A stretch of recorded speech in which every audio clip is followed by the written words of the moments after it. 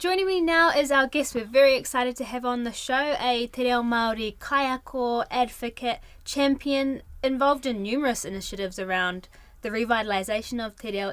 E taku tuakana Hēmi Kelly tēnā koe. E te tuahine tēnā koe. E te tuatai kōrero mai ko wai koe, no hea koe?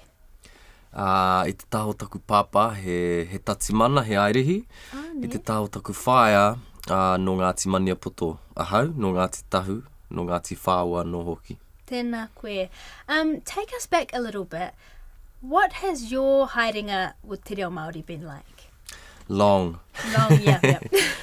I think at a young age, didn't grow up speaking Te Reo Māori. Oh, okay. Mum's Māori, dad's Pākehā. We had bits and pieces in the whare, but we didn't have a lot of reo. Mum definitely,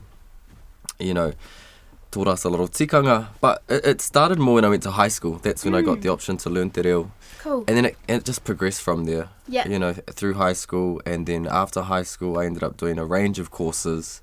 And then by that time, a whole group of my friends were also doing the same thing, or they were already fluent. So I was exposed to te reo in the flats that I was living in. Lucky. And it was just this progression. I think. Yeah, that's cool to be able to be amongst people who are on the same haerenga. I saw that you were also a graduate of Te Panikiretanga. Yeah. For our listeners who might not know what that is, what is Te Panikiretanga o Te Reo? Te Panikiretanga o Te Reo is the Institute of Excellence in Te Reo Māori, that's what it's called in English, which was established by Sir Timoti Kāretu, and he and two other kaumātua, Wharehuia Milroy and Pau Temara, alongside a few others, would train us. They would have groups of people come in each year, and I was in the 8th intake of Te Panikiretanga, where we would have wānanga throughout the year that would focus on developing our knowledge of te reo further to a standard of excellence, and then developing also our knowledge of tikanga Māori, widening our knowledge of tikanga Māori, and really getting into it about what is tapu, what is noa, what is mana, what are all of these things that we know and we understand, but on a deeper level. Wow, yeah, I've read about Te Panikiretanga, about how intense it was and how there was this idea of very much let's get it perfect.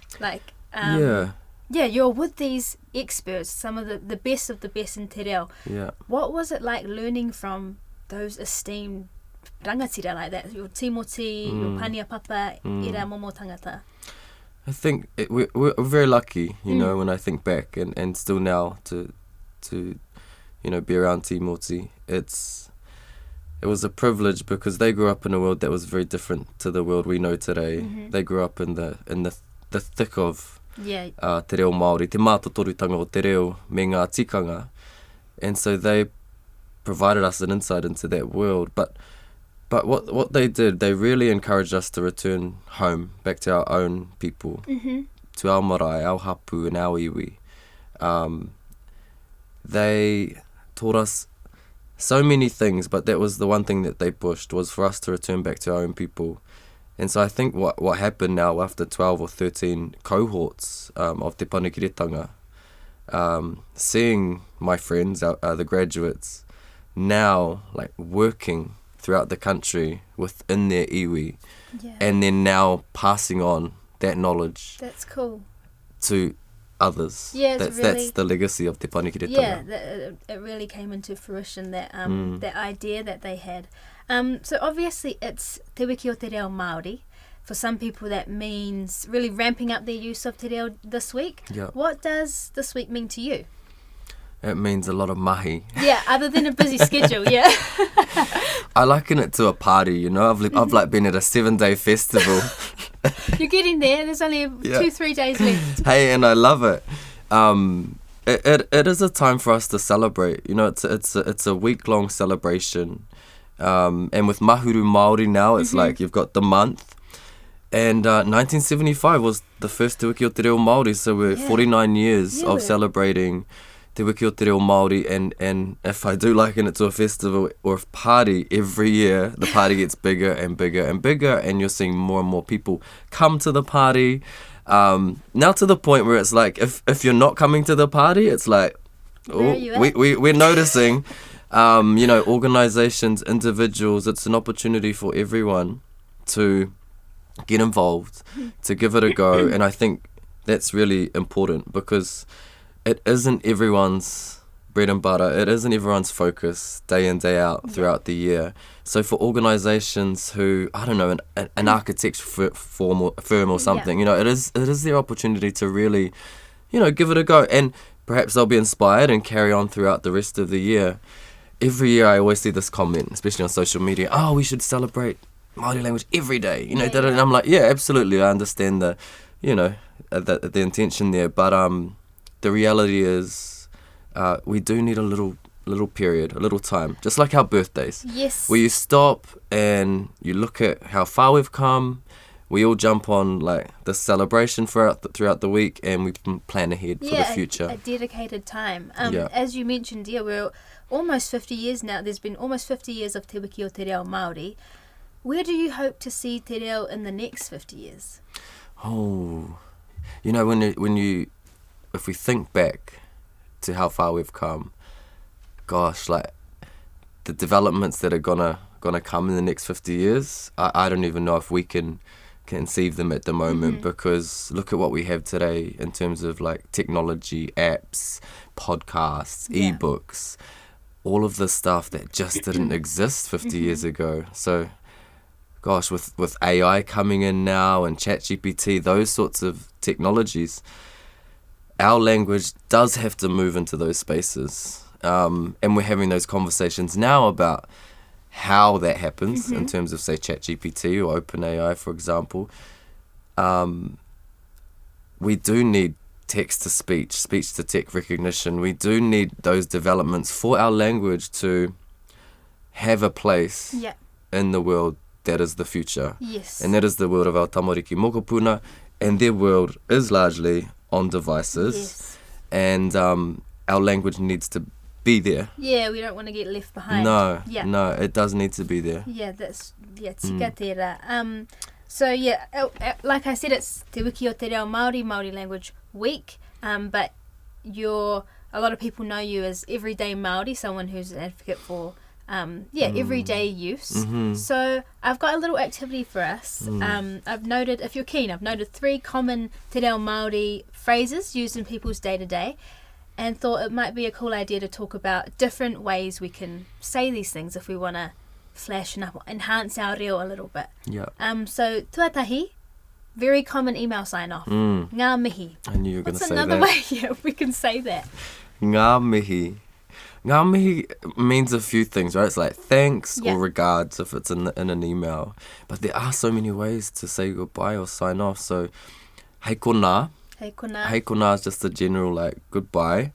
Nohora mai is, to stay well. Yeah. Like that's a nice one. There's 2 there. Yeah. Hei kona, nohora mai. Okay. Tuarua. Kia kaha. And we're hearing this a lot this week in particular. Kia kaha. I was at the gym yesterday, and my and the instructor was using a bit of reo. Cool. And she said, kia tīna. And she came over to me after, she was like, was that right? and she's Kukaila Māori. And I was like, yeah, it's the same as kia kaha, but we don't hear it often. Like, thank you for like reminding me of that. So like kia tīna is to encourage someone to keep going. That's cool, because, we hear that a lot in like formal karakia, for example. Yeah. But in everyday use, I hadn't even thought of using that as another alternative. Kia tīna, and then I said, what do you guys say in Kukaila Māori for kia kaha? And she said, kia toa. Okay. And I was like, oh yeah, we say kia toa as well. Sense. Yeah. So kia kaha, kia toa, kia tīna. Cool. And te mea whakamutunga, kind of 2 phrases, but in the same conversation. Kei te pēhea koe, kei te pai aho. It's another way we could have that conversation. Well, that's like the standard across the country, but if you go into Waikato up north, you're going to hear pewhiana koe, the coast, kei te aha. That one throws me off. That throws me off too sometimes. So there's other ways to say it, but I think, often we just go, pēhea. Yeah. Kei te pēhea pēhea ana.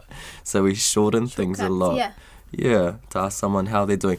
One thing you could say is, kei te pēhea ngā piro piro? I've heard that one. Is that to do like the literal translation? Is it like how are your Piro piro are here, so it's more like, how's your mood today? Yes. Yeah, Kei te like, pēhea ngā piro piro. yeah. Okay. And then your response would be, kei te pai, or kaori te pai. Yeah. Cool. And so tēnā koe for sharing those. What are some other ways we can implement more te reo in our day-to-day lives? That is the focus of what I do. It's like day-to-day reo, everyday Māori. You know, it depends on where you're at in your knowledge of te reo Māori. I think at the beginning stages, we start to learn kupu. And so you can start to just like incorporate those kupu into your interactions in English. Yeah. And we do that a lot. We do that naturally. Like, how's the whānau? Let's go have a kai. So I think that's like a starting point for some people. And then the more you learn, just start, you know, swapping out your morning for morena, your hei for kia ora. So we're progressing then into like phrases. And again, kei te pēhea koe, just chuck it out there. Use what you know. Because what we're doing is, one, we're normalizing the use of te reo in all different areas. And then the other thing that we're doing is we're kind of inviting someone else to respond. Yeah. And sometimes it can be a little bit, if we're going into a space that's not speaking te reo Māori, it can be a little bit daunting to go kia ora even, you know? And so we have to actively make this decision. I'm going to say kia ora when I go into the shop. Yeah. Until it becomes normal.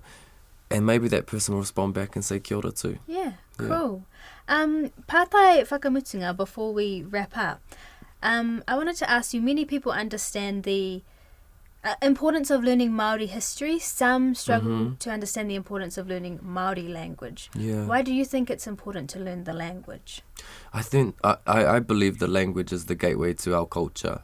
And like through the language, we have a deeper understanding of our tikanga, of our connections to each other, and of our connections to our lands.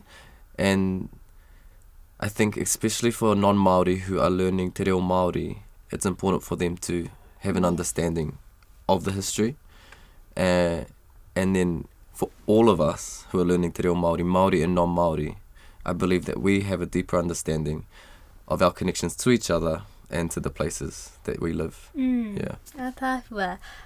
So for those who want to see more of your mahi, keep up to date with some projects you might have in the future, where's the best place to find you?